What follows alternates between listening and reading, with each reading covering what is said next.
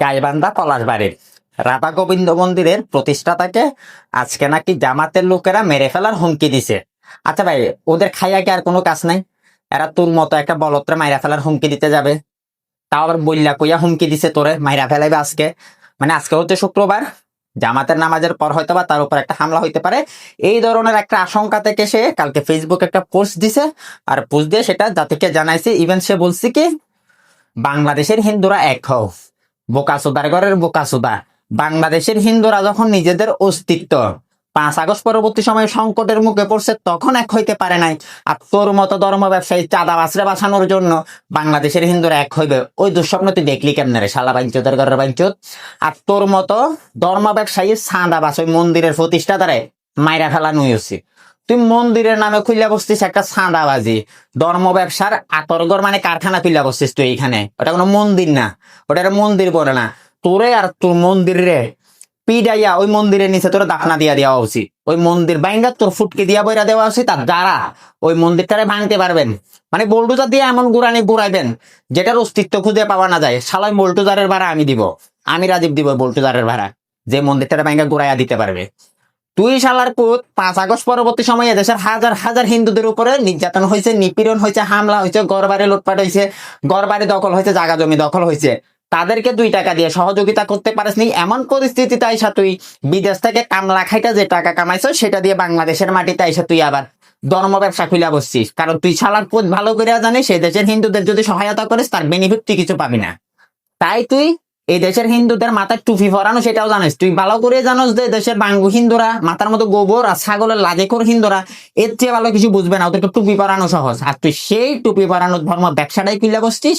আইসা কি করছিস, সারাদিন কামলা দিয়ে যে টাকা কামাইছিস সেটা দিয়ে এখানে একটা ধর্ম ব্যবসার আতরগর খুলে বসছিস। নাম দিছিস রাধা গোবিন্দ মন্দির, তোর মার হেডা। সোজা কথা। হ্যাঁ, খানকির পোলা। এমন পরিস্থিতিতে তুই এসে মন্দির বানাইছিস যখন দেশের হিন্দুদের উপরে নির্যাতন নিপীড়নের সর্বোচ্চ সীমা অতিক্রম করে গেছে। তুই খানকির পোলা কয়জন হিন্দুরের পাশে গিয়ে দাঁড়াইছিলি? কয়জন হিন্দুরে একবেলা মানে এক মুঠো ভাতের চাইল কিনা দিছিলি? রেকর্ড দেখাইতে পারবি একটা? এই সহযোগিতা তুই করছিস। খানকির পোলা 2 দিন হয় না রমজান আসছে, তুই রমজানে 2000 মানুষের ইফতারের বাজার দিচ্ছিস। কয়জন হিন্দুরা 5 আগস্ট পরবর্তী সময়ে নির্যাতনের শিকার হওয়া তাদেরকে সহায়তা করছিস? এই খানকির পোলা, তুই আবার নিজেরে নিয়ে বড় বড় কথা বলস। চোদানির পোলা, তুই মন্দির বানাইছিস, তুই তোর মন্দিরের নিরাপত্তার জন্য, তোর মন্দিরের সুরক্ষার জন্য, তুই নিজের সুরক্ষার নিজের নিরাপত্তার জন্য কোনো নিরাপত্তা বেষ্টনী তৈরি করলি না কেন? এই দেশের হিন্দুদের ঠেকা লাগছে তোর মতো চাঁদাবাজ খানকির পোলার বাসাইকে দেয়া দোলাই খাবে। এদেশের হিন্দুদের ঠেকা লাগছে, তারা 5 আগস্টের পরবর্তী সময়ে বাংলাদেশের যে হিন্দু নির্যাতন হয়েছে তার বিরুদ্ধে তারা এক হইতে পারে নাই, রাস্তায় নেমে আন্দোলন করতে পারে নাই, রাস্তায় প্রতিবাদ জানাইতে পারে নাই। খানকির পোলার হিন্দুরা ঘরের মতো চুরি বইরে বসা ছিল। আর তুই আসছিস এখন তোর মন্দির বাঁচাইতে, আর তোরে বাঁচাইতে হিন্দুদেরকে এক হওয়ার জ্ঞান দিতে। নীতির জ্ঞান তোর কাছে রাখ, তোর পটকির মধ্যে রাখ। তুই শালার পুত হইলে মানে পাক্কা লেভেলের একটা বিজনেসম্যান, পাক্কা লেভেলের একটা দুর্নীতিবাজ। তুই ধর্ম প্রতিষ্ঠানের নামে খুলে বসছিস একটা চাঁদাবাজি ধর্ম ব্যবসার কারখানা। তোর ওই কারখানা গুড়াইয়া দেওয়া উচিত, তোরে মায়ের ওই কারখানা নিচে তাফানা দিয়ে দেওয়া উচিত। এটা হচ্ছে শেষ কথা। হ্যাঁ, সুতরাং এই দেশের হিন্দুরা তাই তোর ওইখানে ঝাঁপাইয়া পড়বো ওই চিন্তা মাথার থেকে ফালাইয়া দে।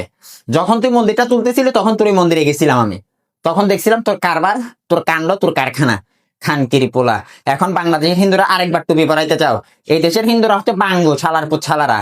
তারা ধর্ম বুঝে না, কর্ম বুঝে না। একটা প্রতিষ্ঠান দেখছো, এটা পেছনে দৌড় দিচ্ছে, ওরা কি উদ্দেশ্য তৈরি করছে, কেন তৈরি করছে, আসলে তার লক্ষ্য কি, উদ্দেশ্য কি, ওইটা নিয়ে তারা ভাবে না। খানকির পোলারা তো অন্ধবিশ্বাসী বিশ্বাসী। দেশের হিন্দুরা এরা হচ্ছে অন্ধবিশ্বাসের উপরে বিশ্বাসী।